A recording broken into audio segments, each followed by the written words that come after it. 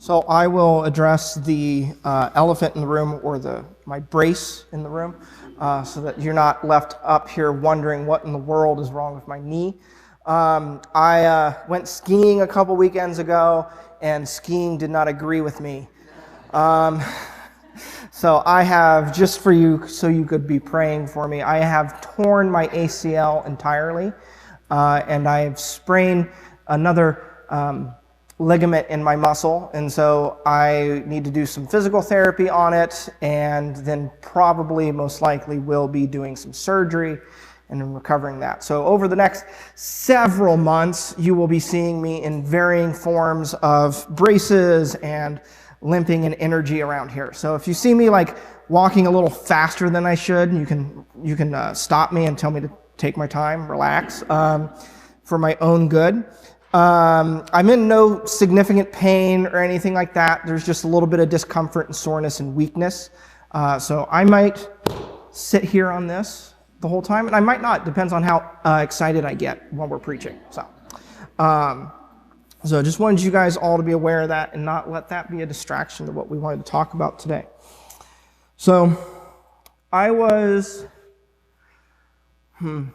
writing this sermon, and I had written out sort of the introduction to this, and I didn't like how it sounded. And I didn't like how it sounded because I was like, it sounds really harsh. And I don't think that is the tone. It's not the tone that Jesus has in any of the passages I'm dealing with today. I think Jesus is calling all of us and each and every one of us in this room towards something, but I don't think he's doing so in a harsh way. So rather than doing it exactly the way I was starting to write it, I'm kind of freestyling today. So we'll see what happens with that. So we're in this sermon series called Easter People. And Easter People, like what does Easter People mean, right? Like Easter's a holiday on the calendar that has to do with bunnies and eggs for some reason, right? Like, what does it mean to actually be Easter people? Also, just by the way, like, have you guys ever thought about the strange, like, bunnies don't lay eggs. Like, I've always just thought it very strange that, like, did he steal the eggs and then he's bringing them? Like, is this a strange bunny that does lay eggs? Like, I don't know. So things that I've always wondered, and people think I'm strange for thinking about, but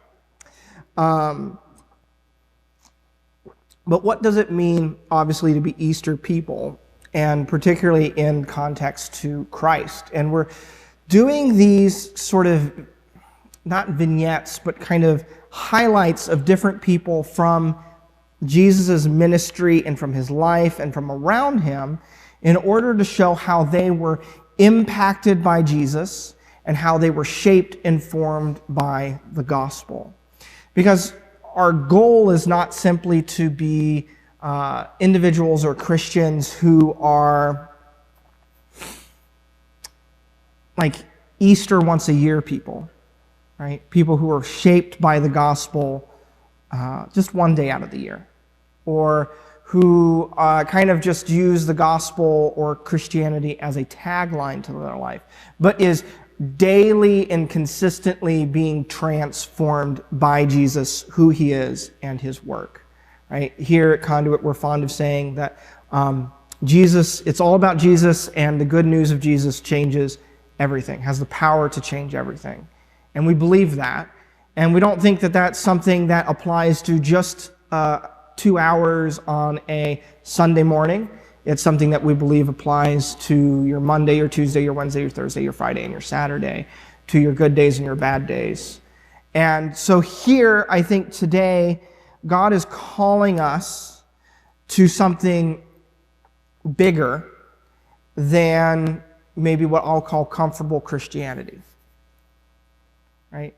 I think there is I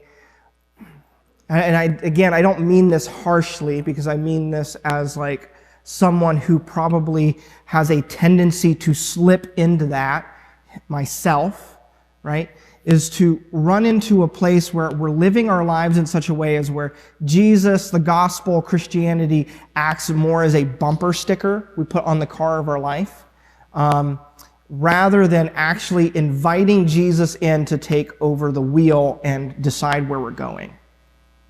You guys get what I'm saying? We can become so comfortable with associating ourselves with being a Christian, but are we actually being consistently formed in our innermost heart and soul by Jesus? Are we consistently communing and spending time with Him, or are we simply talking about Him or playing at church or playing at being a Christian?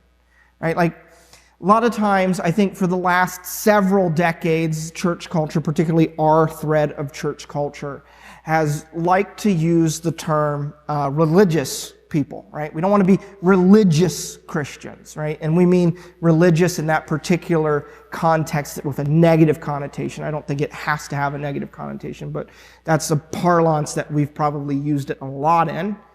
And we're saying that, like, to be religious means to be sort of going throughout the acts of being religious or doing Christianity without ever having any internal substance or relationship. Maybe you've heard the tagline, it's a relationship, not a religion, right?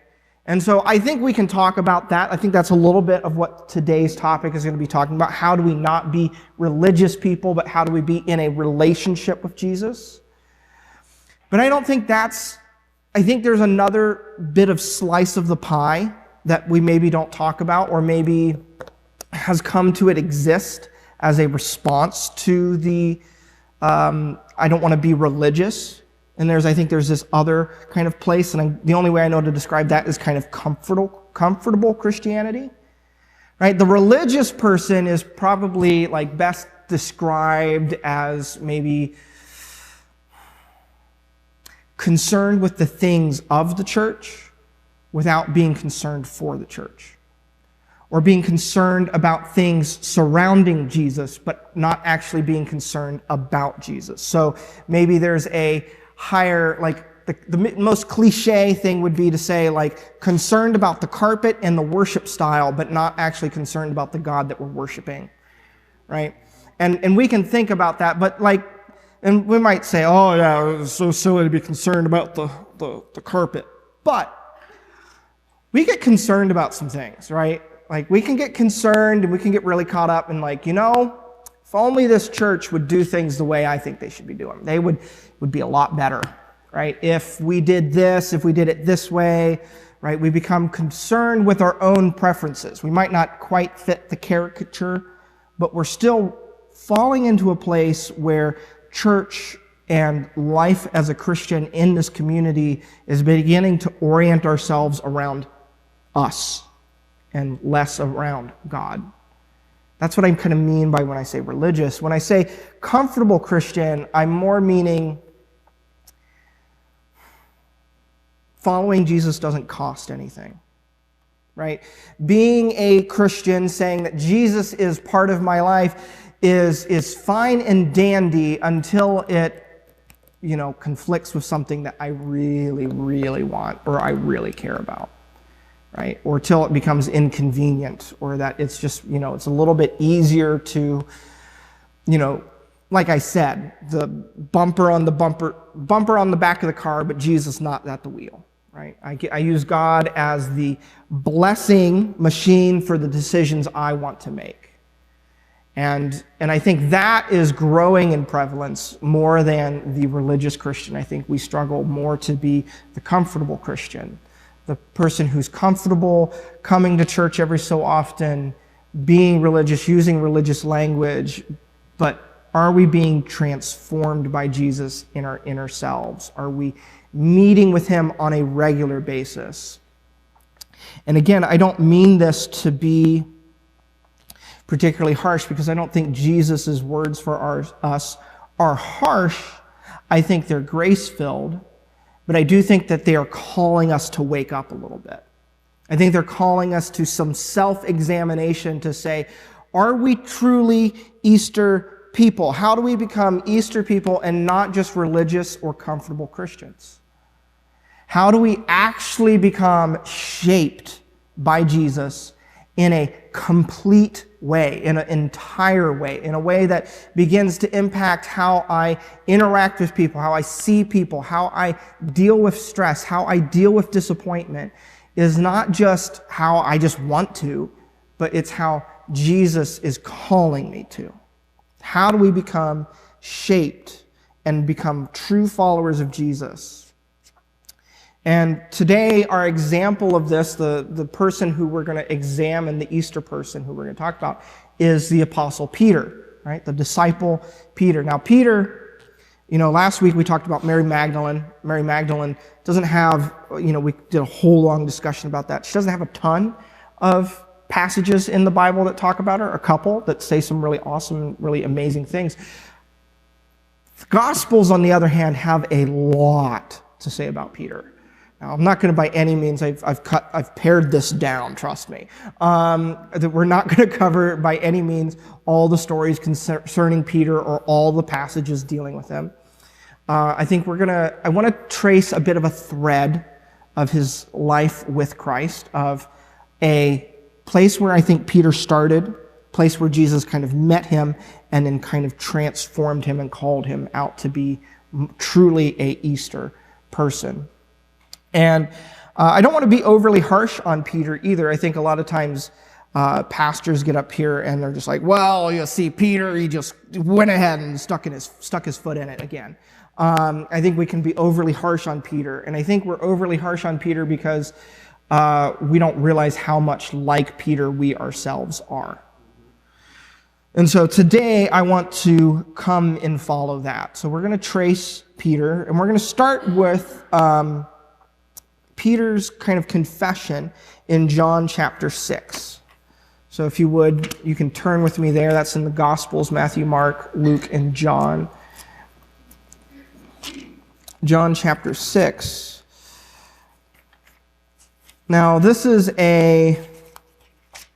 where Jesus' ministry is kind of starting to kind of ramp up a little bit.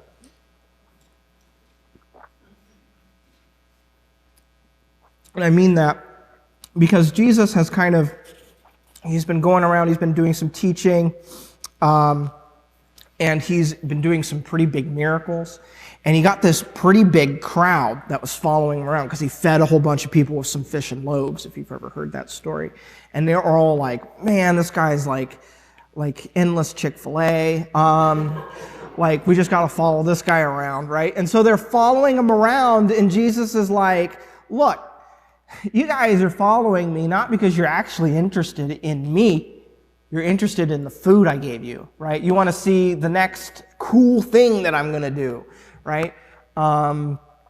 And he kind of says some pretty harsh things, and he kind of says some pretty controversial things. He says that he's greater than Moses, which would have been an absolutely, Moses was the guy, right? Someone who wrote 4 of the books of the Old Testament, their law, and not 4, 5, and he was this important person. And Jesus is saying, look, I'm bigger than Moses. You just don't realize it yet. And they all get really kind of upset about that. So they all leave. And then Jesus kind of turns around. I'm in verse 60. Well, hold on. Where am I? Oh, yeah. I'm in verse 66. And Jesus kind of turns around to his disciples. You get the picture from this story that there were hundreds of people following Jesus, and they're all just like, we're out. This guy's kind of weird. And then Jesus turns around to his 12 in verse 66, and he says this, from this time, many of the disciples turned back and no longer followed him, no longer followed Jesus. And then he says to his disciples, he says, you do not want to leave me too, do you? He kind of asks this question. I'm not entirely sure how rhetorical Jesus was being, but he asked the 12, do you want to leave as well? And then Simon Peter, the one who always has to say something, speaks up, and he answers the Lord, and he says, Lord, to whom shall we go? You have the words of eternal life. We have come to believe and to know that you are the Holy One of God. That's a pretty good response, all things considered, right? It's not entirely clear as to whether or not Peter is understanding that Jesus is himself God in this passage. He certainly seems to understand that Jesus is probably the Messiah, right? The Holy One of God. He's putting Jesus very much up there. So we can see this as a response of faith. But I find it really interesting how Jesus responds to Peter's saying, right? Jesus doesn't say, "You're right, Peter. Good job," right? He seems to rather give this answer, which I find rather kind of humorous. He says, then Jesus says, "Have I not chosen you, the 12? Yet one of you is the devil." He meant Judas, the son of Simon Iscariot, who, though one of the 12, was later to betray him. And if you're like, "Ooh, Luke, are you going to talk about Judas?" I'm like, no, I'm not. Cameron is next week. So tune in for that. I think that'll be a really good sermon. I think I've only ever heard one sermon on Judas Iscariot, and I think that's too few. I think he's someone we need to wrestle with more.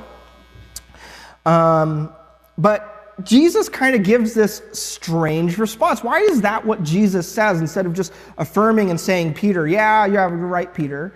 And the reason I think is because, at least in my imagination, how I'm kind of seeing this text, is it kind of seems like Peter is that kid in the class who always puts his hand up first. Teacher, I've got the answer, right? And he's the one who's always got the smart aleck answer, and he wants to show how smart he is. And Jesus kind of gives him this answer, and he says, well, he kind of says, well, you seem to think that you're the ones that are choosing not to leave, but actually I chose you, right? And actually maybe my choosing of you 12 has more to do with the fact that you're still here than not. And just because you are here, right, just because you haven't left yet, doesn't mean that you actually are still kind of following me, or that you are completely on board here, because there is someone who is not, and he's among you. And so Jesus is kind of pushing back on Peter a little bit and saying, look, I know you think you're maybe better than all of those people who just walked away, but you might not be as more better than you think. I don't know what the right superlative is there. So he's kind of, I get this sense that in a lot of the way that we can kind of read Peter in his sort of interactions, he's always, you kind of hear, he's described as the one who seems to speak up the most and kind of say the most rash thing. And we can kind of read and understand that as Peter wanting to demonstrate his sort of commitment to Jesus. He's trying to say, I'm the best disciple. Because I know who you are, Jesus. You're the Holy One. I'm going to be the first one to say it. So, I'm the leader, right? He's kind of demonstrating and putting himself out there kind of publicly and kind of showing himself to be perhaps a better disciple than the others. And that's not a far stretch, because the disciples certainly had competition amongst themselves. The amount of passages in the Gospels where the disciples seem to deteriorate into a sort of, I'm the better disciple because, did you see that? Jesus just handed me an apple. He likes me more. That's how silly it gets. There's a scene where some of the disciples' mom comes and it's like, hey, could you let my sons be your best disciples and sit next to you in eternity? And so they deteriorate consistently into this competition amongst themselves over, I'm the better disciple, I'm the better follower of Christ, I'm going to be I'm the best. And they kind of run into that. And so it's not far-fetched to say that perhaps that Peter is just the one who was the most vocal about doing that. And that some of his responses may have been coming from a place of wanting to kind of prove his followership of Jesus in a rather public manner. And so I want to kind of point this out, and this is, I think this is a key thing, and this might sound so simple, but it is very true, and that is that pride is the great destroyer of authenticity, right? If I want to be authentic in something, pride is like the one thing that will eat that away, right? Because pride means that I have an ulterior motive in what I'm doing. I'm doing it not because of the thing itself. I'm doing it because I'm wanting to build myself up. And so what I am wondering, and you may disagree with me, but I don't think that it's a far stretch to say that there's some pride in Peter. That Peter has some pride in what he's doing. That he's perhaps trying to build himself up as the preeminent disciple of saying, like, look, Jesus, like, I've got the right answers. Like, I'll be the one that never leaves you. And the thing is that undercuts that authenticity while he's like headed in the right direction. The thing that is constantly undercutting him is his self-assurance, his pride, his self-building up. And that is why I think Jesus so often kind of keeps Peter, he encourages him, but he always kind of is also encourage and rebuke him at the same time. Jesus kind of does this like, yes, Peter, but. That's kind of how he always responds to him in the Gospels. And so we can see this continuing on. Well, before I move on to the next passage, the next piece of Peter's story, like, I think we need to recognize that sits in with our own souls, right? That we can, like, if you've been in church long enough, not everyone here has been to church and been in church a long time, but some of you have. And if you've been here long enough, there is church politics to be played, right? There's church power games, there's church social dynamics. They're like, who knows who's been here the longest, like, who's the real gatekeepers, right?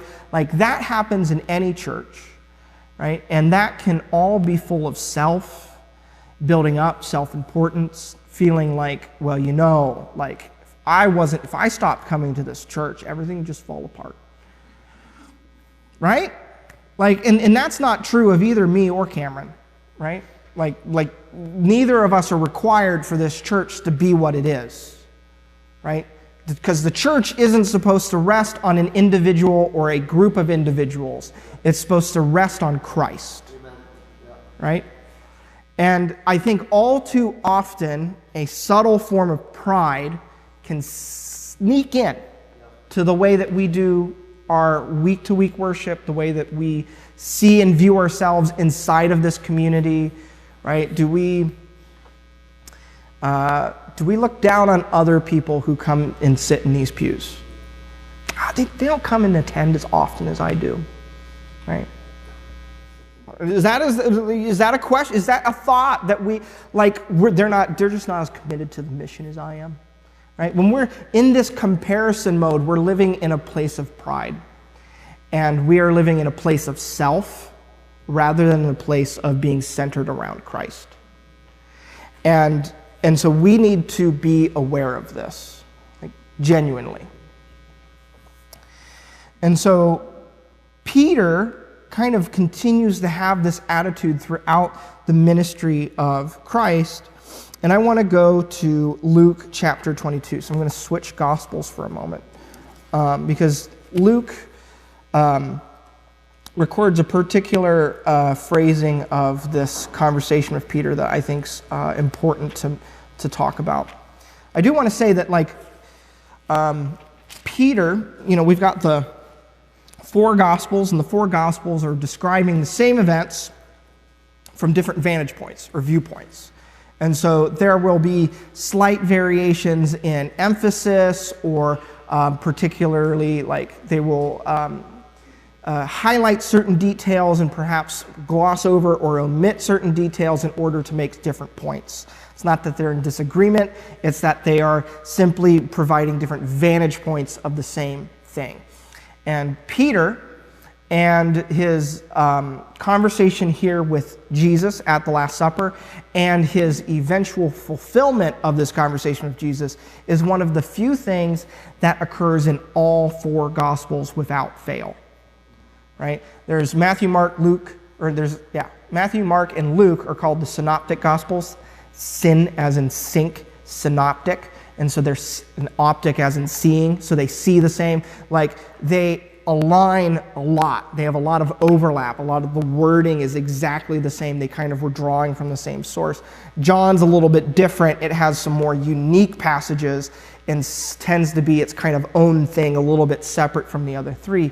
And so if there's something that happens in all four Gospels, not just in the three, but in all four, like, you can betcha it was important.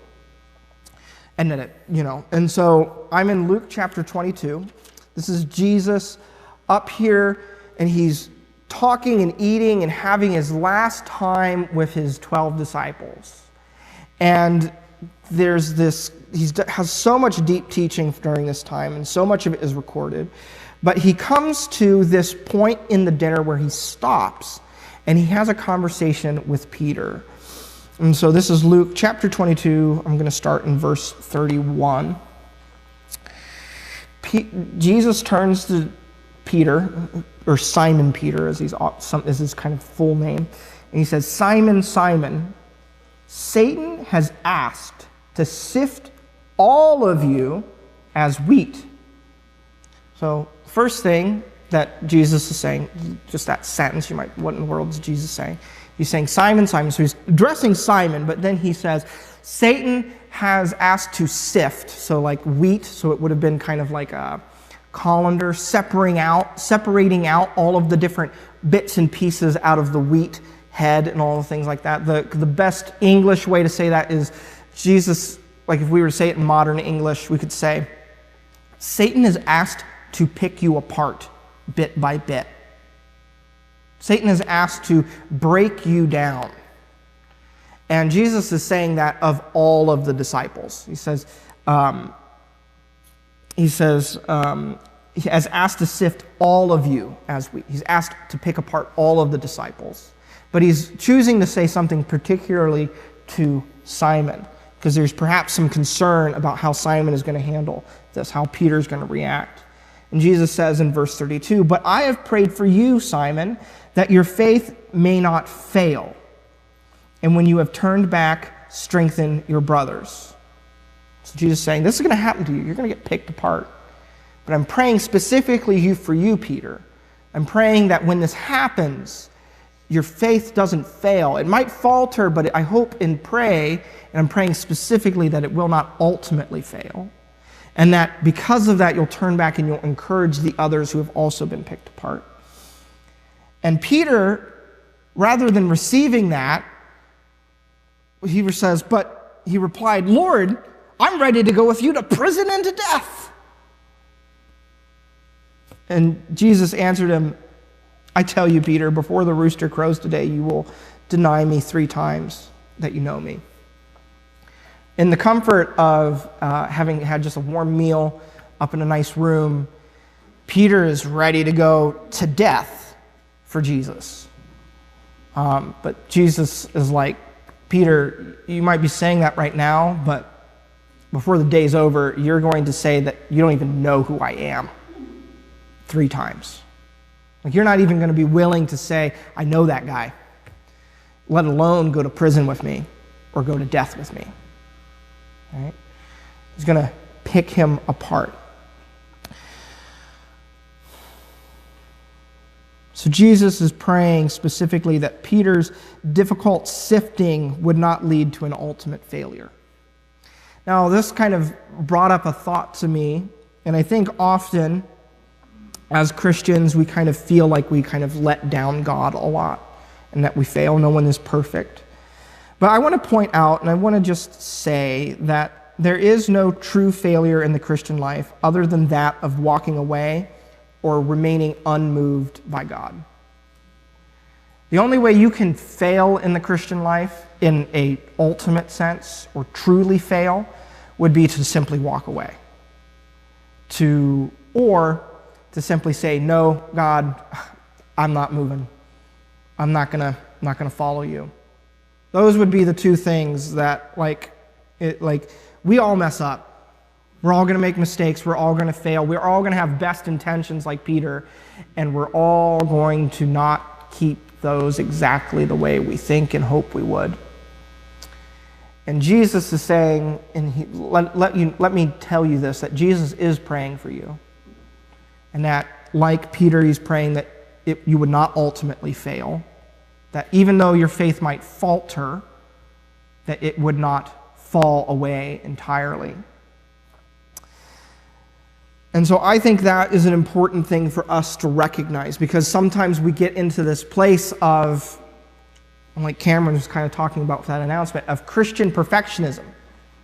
I've got to be this like all put together, and I can't have hard things in my life, and I can't struggle with things, and I can't have these difficult emotions, and like everything's got to have put together, and I got to just do it all just so right, because if I don't, that means I'm not a good Christian, right? And that keeps us in a place of never actually moving forward in what God has for us, right? Peter later goes on to be the leader of the early church, right? He's is one of the main, well, he's one of the 12 disciples, but among the 12, he even is a leader. And what kind of leader would he have been if he had just stayed in a place of pride and self-assurance? Getting a little bit ahead of myself, but why did Jesus allow this? Right? Jesus is like, Satan has asked to sift and to pick you apart. Why did Jesus let this happen? Jesus could have said, no, like, just not going to touch my 12. They're not going to be impacted by this. Why did Jesus allow this? And I can think there's a lot of reasons why Jesus probably allowed this, which I will never know. But I think one of the reasons, and one of the many reasons is probably, I think, is that he wants to have Peter grow through experiencing trial and hardship.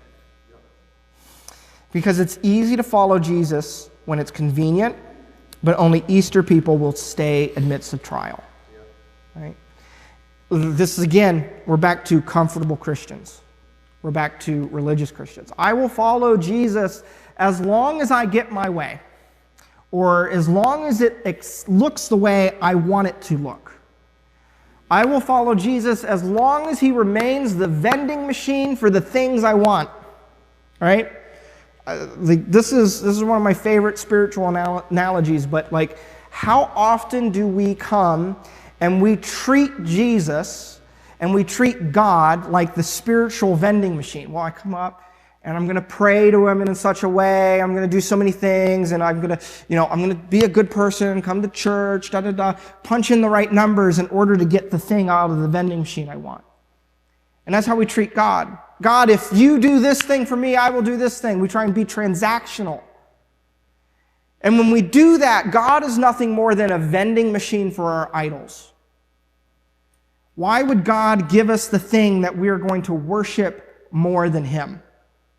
Why would God work with us in such a way that's only going to build up my own sense of pride so that I feel like I'm more important than Jesus? And so Jesus here is saying, Peter, like, I need you to understand something. And in order for you to understand this, you're going to have to kind of be picked apart. You're going to have to go through a trial that's going to chip away some things. In the book of 1 Peter, it talks about going through trials and being purified, our faith being purified like that of gold that goes through fire to be refined.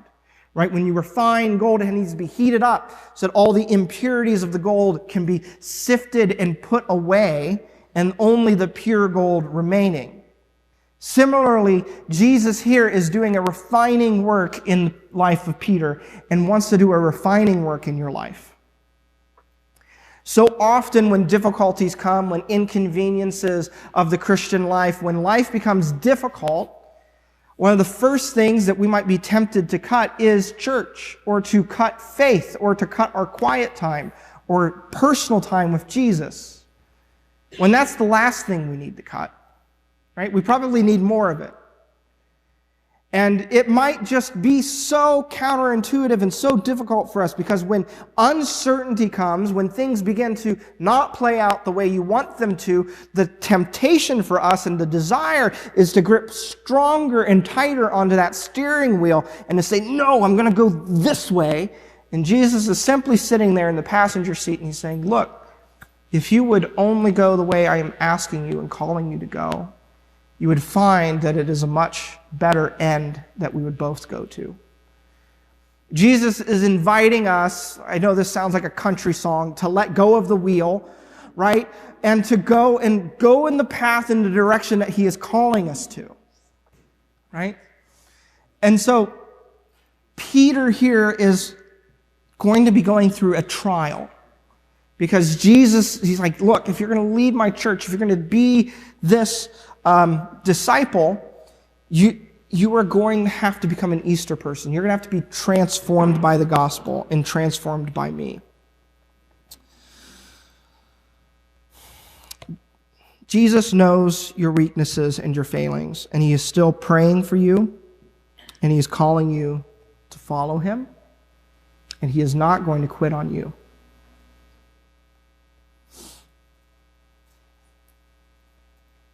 So, this is the prediction that Jesus gives in his Last Supper, his last kind of moment with one of the last moments with his disciples. Later in the night, they go out, they go to pray in the garden, and Judas betrays Jesus. Jesus is taken and arrested, and taken to a trial at night. Peter ends up at the place where this trial is happening. And I'm going to move forward a little bit to Luke. We're going to stay in the same chapter. It's a long chapter. I'm going to move forward to verse 54 in Luke chapter 22. Now, again, like I said, this is a story that is recorded in all four Gospels. It's in each and every single one of them. Each of them kind of tell it a little bit differently. I'm choosing to use Luke's because of some of the detail that is added here. But I will add one thing that is included in the book of John that I think is important for us to notice or to recognize. And that is that these men are out in kind of a courtyard and of the house or of this place where Jesus is being put on trial and at night and kind of in secret and behind closed doors. And Peter finds himself at this fire. And in John goes out of his way. He doesn't just say that it's a fire. He says that it's a charcoal fire. Now you might be like, Luke, why are you going through such lengths to tell us that it was a charcoal fire? Well, just remember that detail, and I'll point it out when it becomes important again later. But here in Luke chapter 22, in verse 54, we're going to pick up this story. Then seizing him and leading him away, they took him into the house of the high priest. This is talking about Jesus. He's been seized and taken away. Peter followed at a distance. And when some there had kindled a fire in the middle of the courtyard and had sat down together, Peter sat down with them. A servant girl saw him seated there in the firelight, and she looked closely at him and said, This man was with him. This man was with Jesus. But he denied it. Woman, I do not know him, he said. A little later, someone else said to him, You were also one of them, right? And then Peter again says, Man, I am not, Peter replied. And about an hour later, another asserted, Certainly this fellow was with him, for he is a Galilean. Peter replied, Man, I do not know what you are talking about. Just as he was speaking, the rooster crowed. And the Lord, Jesus, turned and looked straight at Peter. And then Peter remembered the words the Lord had spoken to him. Before the rooster crows today, you will disown me 3 times. And he went outside and he wept bitterly. So Peter follows Jesus at a distance. And he sits at this firelight. And over the course of conversation of a couple hours, 3 different people say, you really look like you were one of his disciples. You seem like you're from the same region, like you're one of them. And Peter again and again, no, I'm not. In one of the Gospels, it says that he swears violently that he is not one of the disciples, that he does not know Jesus. And then there comes this moment where maybe Jesus, through a window, or as Jesus is being moved around, and he looks and makes eye contact with Jesus. And Peter remembers the conversation he had a handful of hours earlier that day, that he would be the one to deny Christ 3 times before the rooster crowed. Peter, who had earlier that night at dinner had said, "Oh, Jesus, I won't leave you. I will go to prison with you. Not only that, I will die with you," is now not even willing to acknowledge that he knows who Jesus is, that he has ever met him.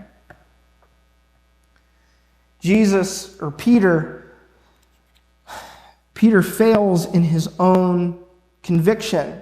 He acts out of fear.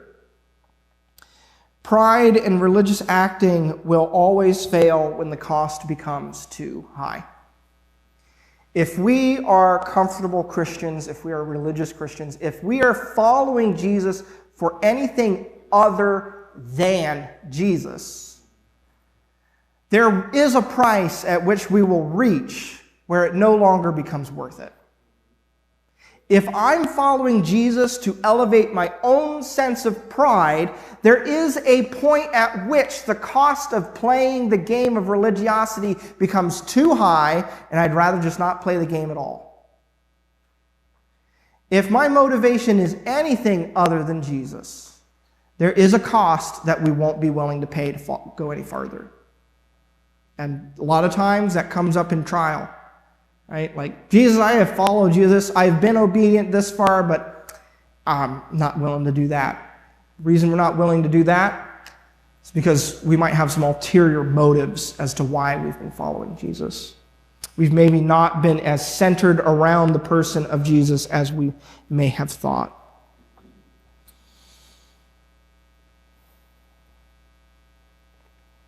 So Peter has this moment, and he immediately realizes it, and he goes out and he weeps bitterly. Peter is not, like I said, people can, it's easy to become very harsh towards Peter. And it's why I started the message the way that I did. It's because I'm not up here wanting to be overly harsh. I'm wanting to collectively call us to wake up. Collectively calling us to do the difficult work of looking at our own hearts and motives, our own orientation towards Christ. Am I more concerned with the things surrounding Jesus than I am actually concerned with knowing Jesus in an intimate and personal way? Have I lost my focus? Have I become complacent? Have I become comfortable in not actually meeting and knowing Jesus in a personally deep and transformative way? And I've just kind of become comfortable having Jesus be here, but I'm really the one driving and making the decisions.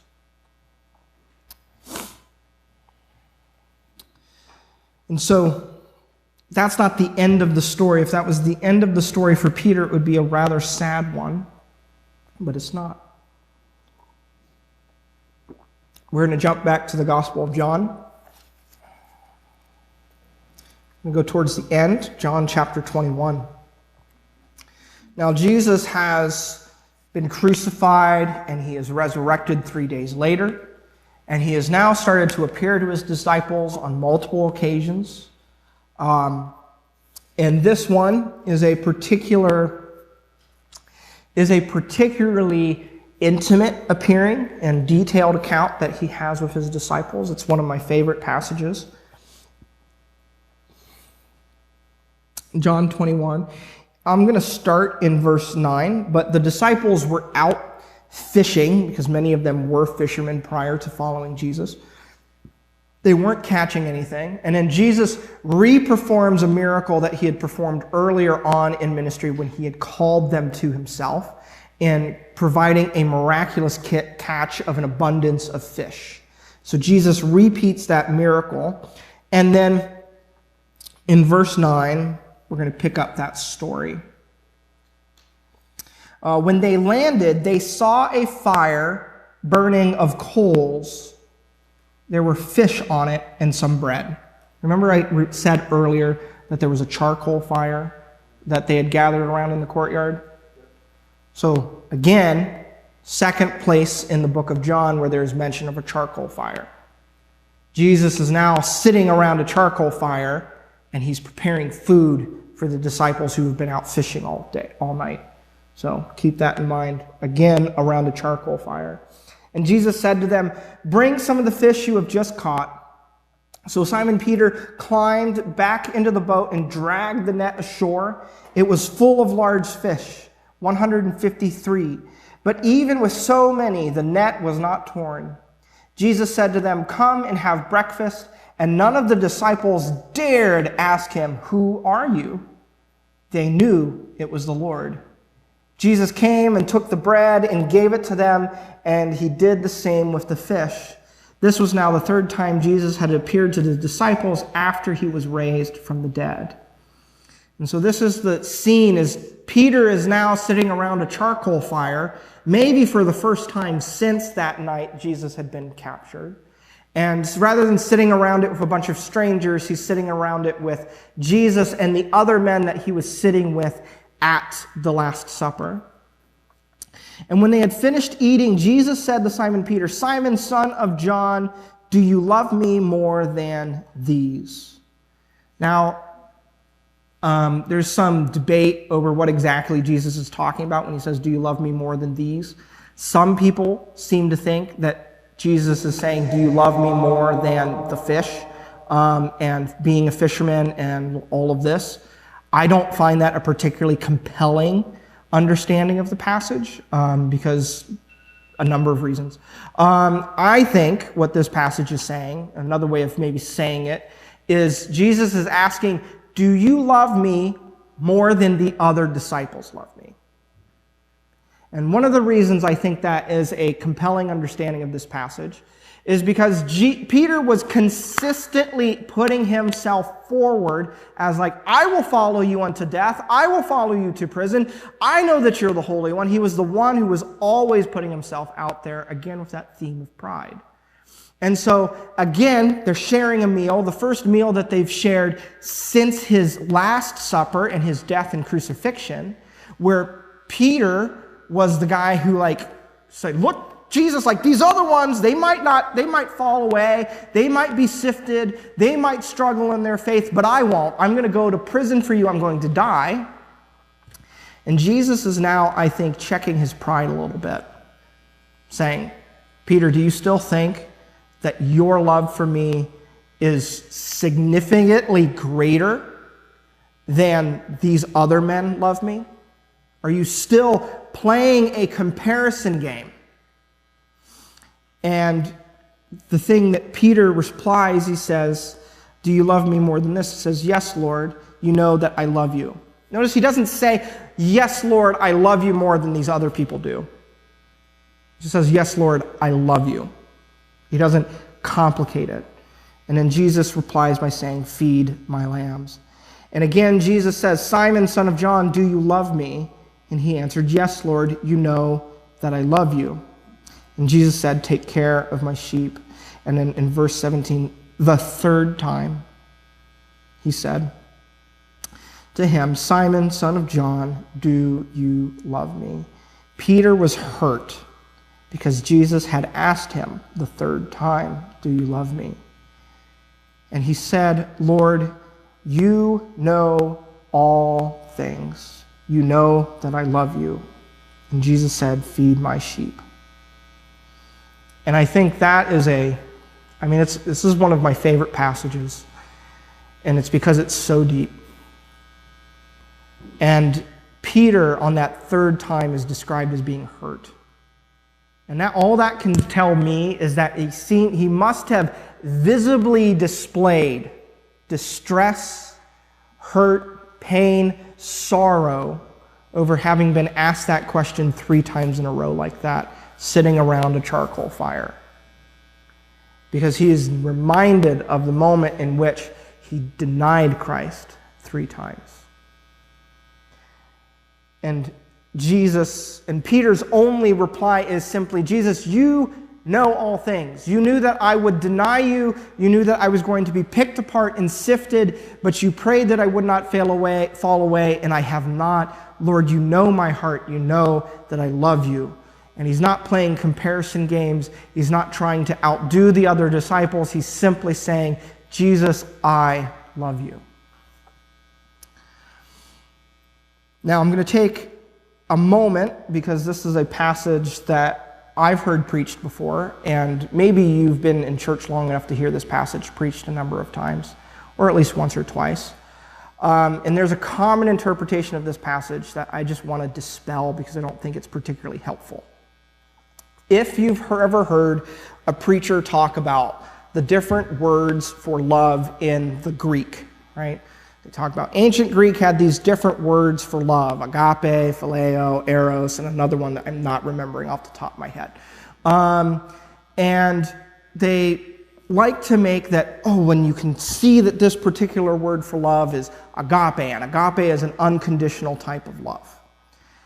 And while I think there is some benefit in thinking about the different types of love, because there are those, right? Like the love I have for different people in my life is different, right? And we can think about those in philosophical categories. I think that's a helpful thing to do.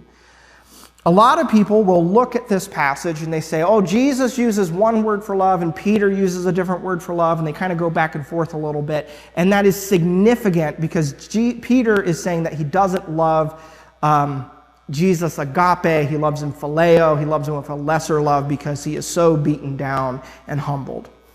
And if you've ever heard that interpretation of this passage, I disagree with that interpretation. I think most times in the New Testament, the word that is being used for love is mostly inconsequential.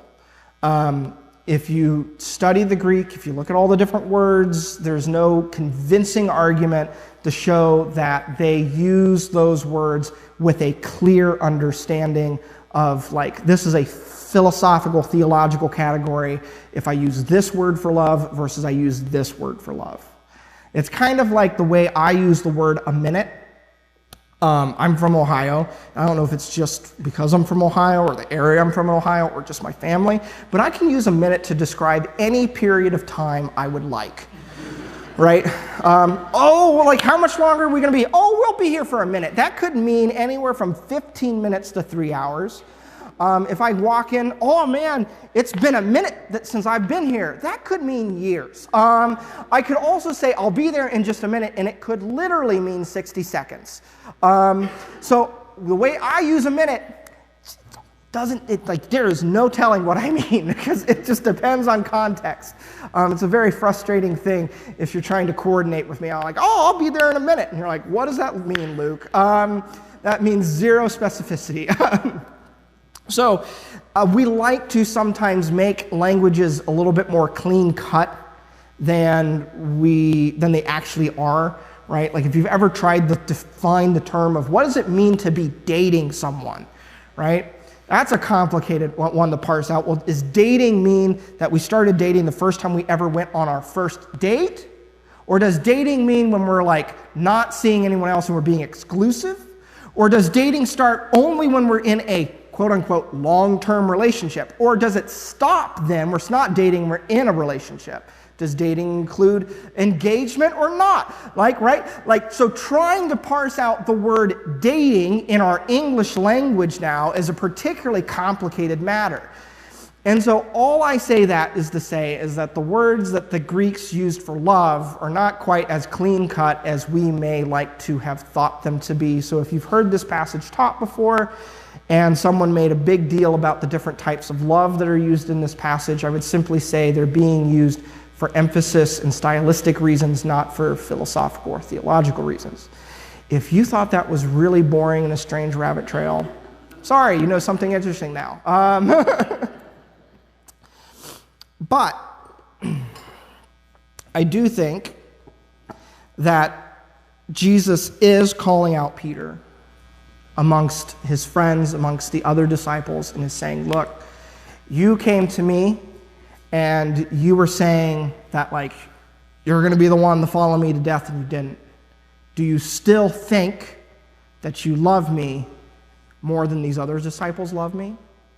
And Peter seems to be saying, no, I love you, but I am not concerned about how my love measures against the love of others. He's dropped the pride. He's dropped the comparison. And he is also, his response also is not typical Peter. Anytime Jesus asks Peter a question, Peter's typical response is to say yes and. Right? If this was a typical Peter response, he would have said, yes, Lord, I love you, and I would, fight 1,000 armies for you. Like, he would find some way to make it bigger and better. And Peter is just simply saying, no, I love you. Like, I love you. And notice that it's an interesting thing that Jesus doesn't ask him, Peter, do you have faith in me? Peter, do you trust me? He's simply asking him, do you love me?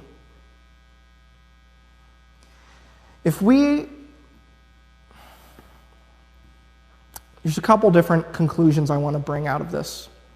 If we are to be Easter people, we must carry with us forgiveness and grace overflowing from the love of Jesus. If we're truly to be people absolutely transformed by Jesus and the gospel, we need to be people who are carrying with us grace and forgiveness that is an overflow of our love for Jesus and Jesus' love for us.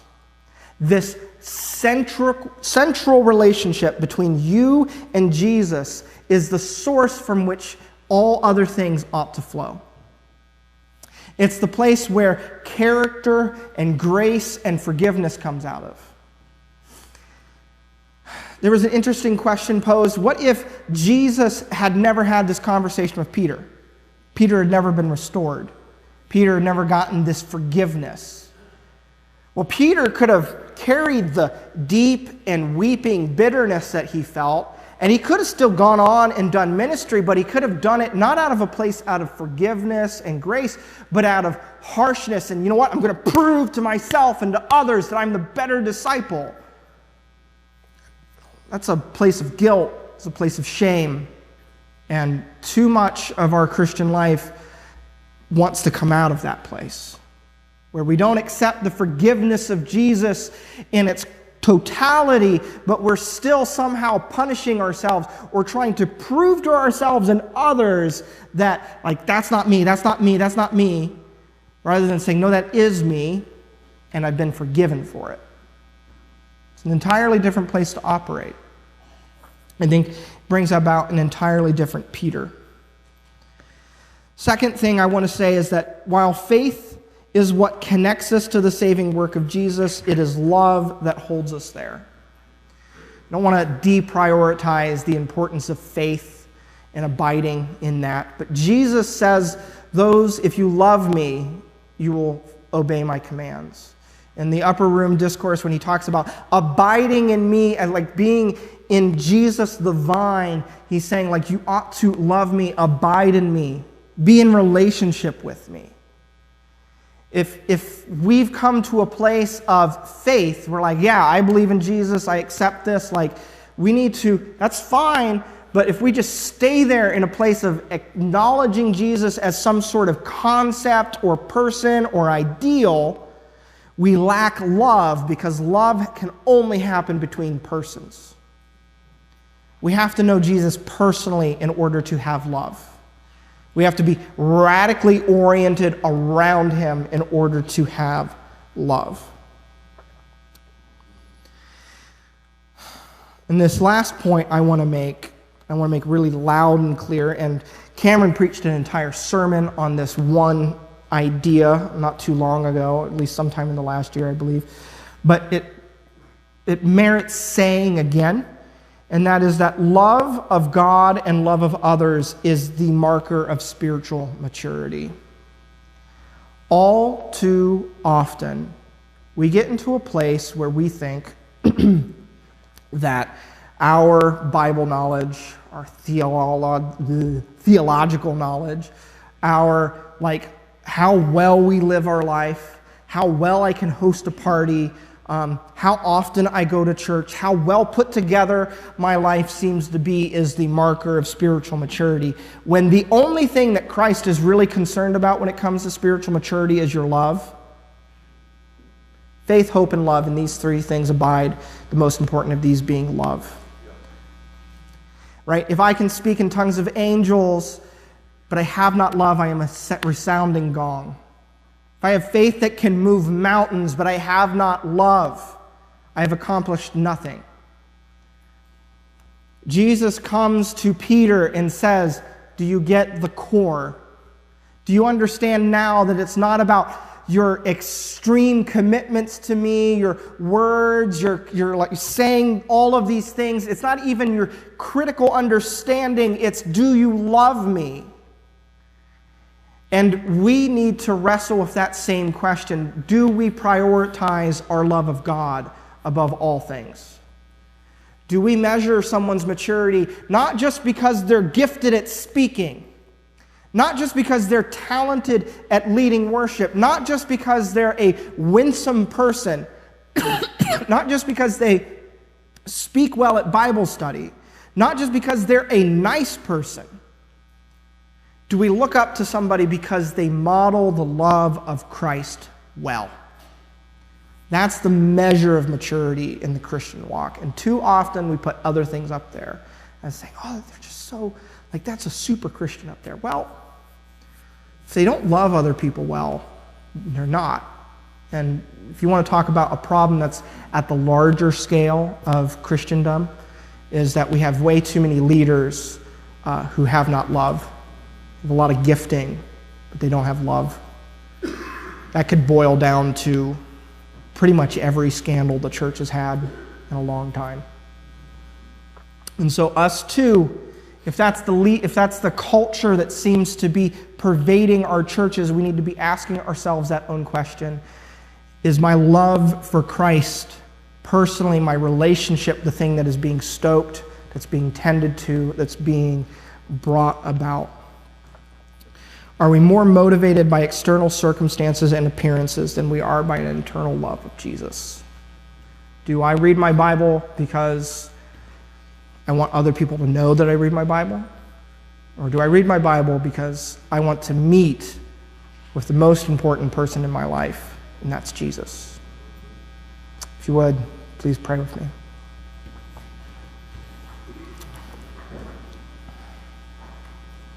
Heavenly Father, we come to you as your children, and we ask that you would help us to be humble enough to admit that we have walls of pride, walls of control, walls of self-assurance that we have kept up, that have kept us from letting you into the control room of our heart.